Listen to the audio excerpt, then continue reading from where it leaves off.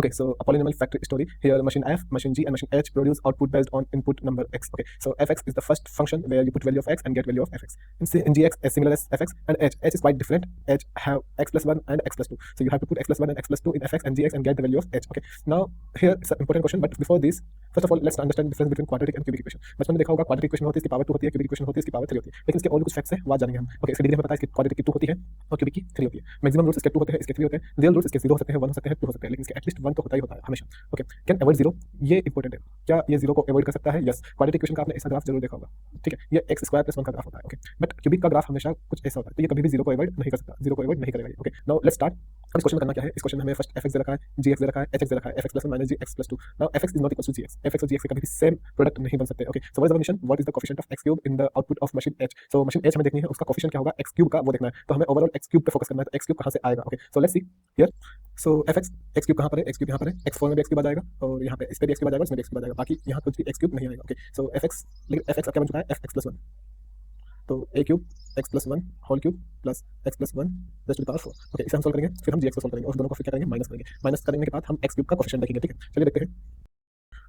यहाँ पर हमने इसको x plus 1 raise to the power 4 को हमने बाइनोमियल थ्योरम से ओपन किया है और यहाँ पर x क्यूब की हमें जरूरत थी. x4 हट गया, x स्क्वायर घट गया, x1 घट गया, x0 घट गया, केवल जो ये 3x घट गया, स्क्वायर घट गया, x ये 1 घट गया, तो बचा क्या? केवल a क्यूब x क्यूब. यहाँ पर देखेंगे plus 4c1 x raise to the power 3. Equation number 1. Now see gx plus 2 in a similar way.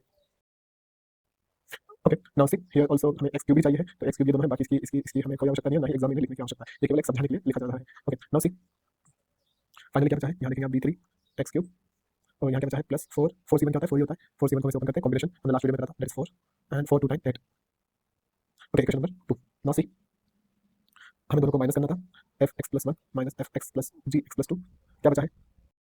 So coefficient of x cube is a cube minus b cube minus 4. Okay, now see in question it is given that if fx is not equals to gx, then what happens? अगर fx gx के बराबर नहीं होगा तो क्या होगा? fx minus gx is not equals to 0. ये 0 के इक्वल नहीं होगा. अगर ये 0 के इक्वल नहीं होगा, इट मींस ये 0 के इक्वल नहीं होगा. और अगर ये 0 के इक्वल नहीं होगा, ठीक है, तो क्या होगा? तो ये क्यूबिक इक्वेशन बनी रहेगी. ओके, अगर ये क्यूबिक इक्वेशन बनी रहेगी, इट मींस कहीं ना कहीं ये इस ग्राफ में 0 लेके आएगा. लेकिन क्वेश्चन में कहा है कि 0 नहीं होना चाहिए.